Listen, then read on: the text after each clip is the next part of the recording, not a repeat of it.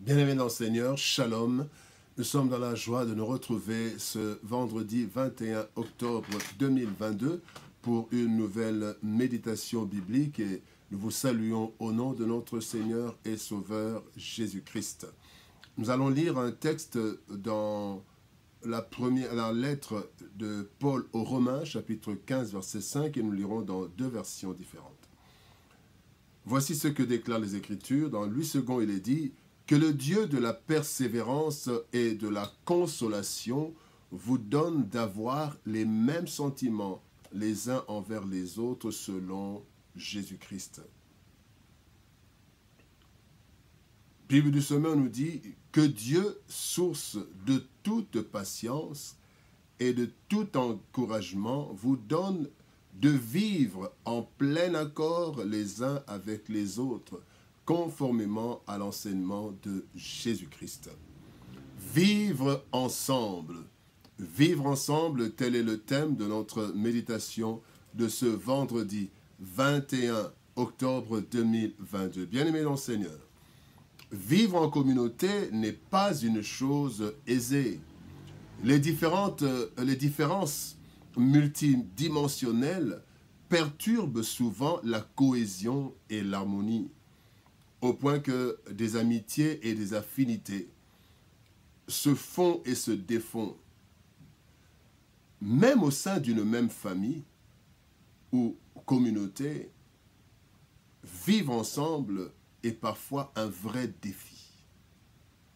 Christ pourtant a su vivre avec toutes les catégories de personnes et les a toutes supportées.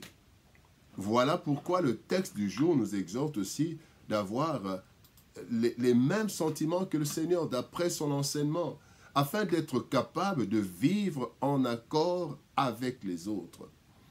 Voyons ce que la Bible nous recommande pour y parvenir. Première chose, que le Dieu de la persévérance. Et dans la Bible du Semeur, il est dit de toute patience.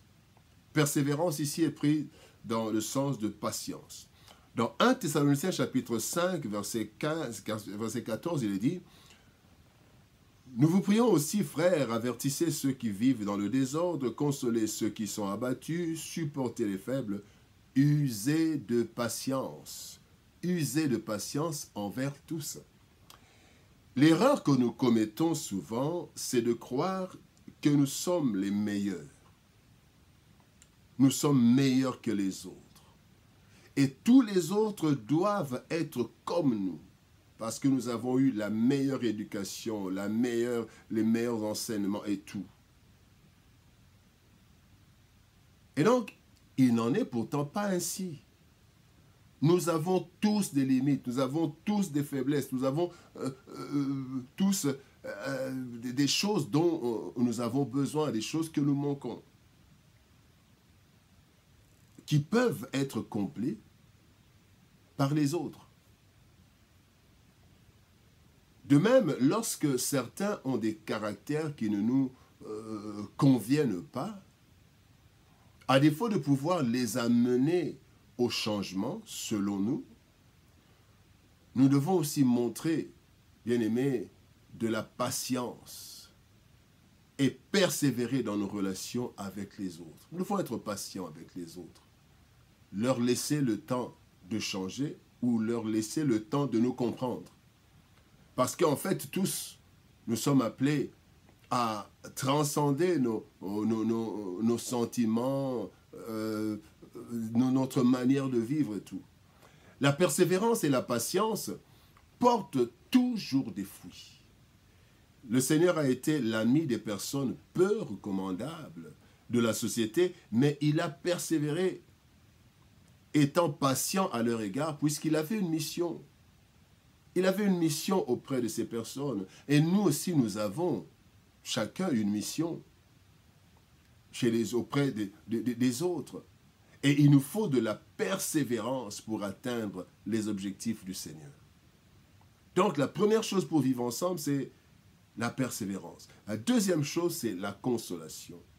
Dans 2 Corinthiens chapitre 1er, versets 3 et 4, la Bible dit que le Dieu de toute consolation qui nous console dans toutes nos afflictions, afin que par la consolation dont nous sommes l'objet de la part de Dieu, nous puissions consoler ceux qui se trouvent dans quelques afflictions. Bien-aimés, les déceptions et les frustrations sont fréquentes dans la communauté, même dans la famille qui est la plus petite communauté.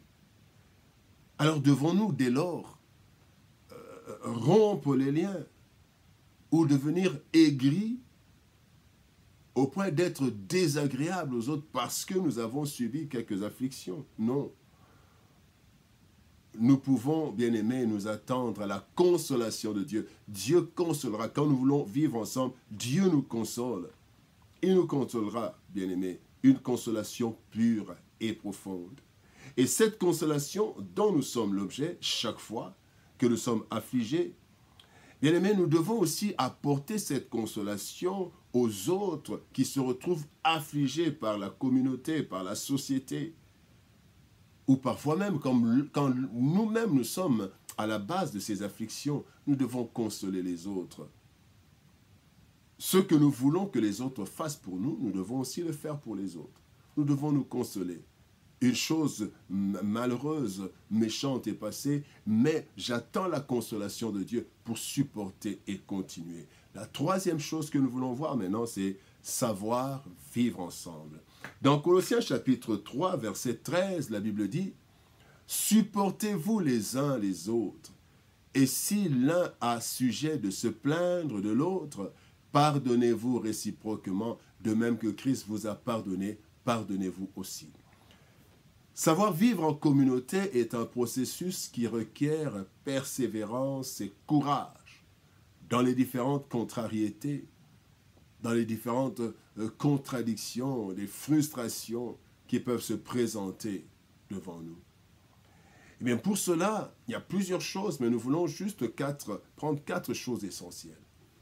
D'abord, il faut de la volonté. La Bible dit dans 2 Corinthiens chapitre 8, verset 12, « La bonne volonté, quand elle existe, est agréable en raison de ce qu'elle peut avoir à sa disposition. » Donc, avec ce que nous devons avoir cette volonté. Je dois avoir la volonté de vivre ensemble, de supporter les autres, de me faire supporter par les autres. La volonté, la première chose. La deuxième chose, c'est la patience, comme nous avons vu. La patience. La Bible dit dans Éphésiens 4, 2, « En toute humilité et douceur, avec patience, vous supportant les uns les autres. » Bien-aimés, nous devons avoir de la patience. La deuxième chose pour vivre ensemble, la troisième chose, c'est l'effort. Nous devons aussi fournir des efforts. Efforts pour changer, efforts pour supporter. La Bible dit dans 2 Pierre 1, 5, à cause de cela même, faites tous vos efforts. Il y a des efforts pour joindre à votre foi la vertu, la science. Il y a l'amitié, il y a la fraternité, plusieurs choses. Et il faut un effort, bien-aimés, pour vivre ensemble. Ce n'est pas facile, mais il faut l'effort. Et la troisième chose, il faut l'amour. L'amour. 1 Pierre chapitre 4, verset 8 nous dit « Avant tout, ayez les uns pour les autres une ardente charité, car la charité, donc l'amour, couvre une multitude de péchés. » Bien-aimés, pour pardonner, il faut de l'amour. Et quand nous sommes en communauté, nous devons pardonner. Il faut de l'amour. La volonté, la patience, l'effort, l'amour. Mais bien-aimés, ces choses ne sont pas faciles selon notre chair.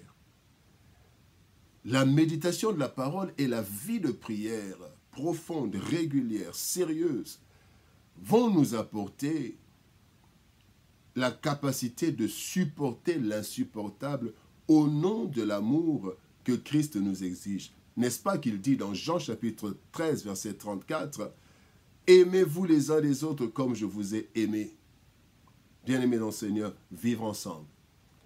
Le Seigneur veut que nous vivions en harmonie les uns avec les autres.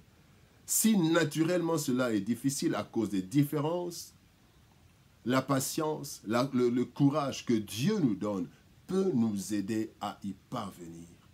À l'exemple du Seigneur Jésus-Christ, nous devons accepter les différences, avoir de la patience envers les autres et décider courageusement de nous supporter car pour nous, les autres aussi nous supportent.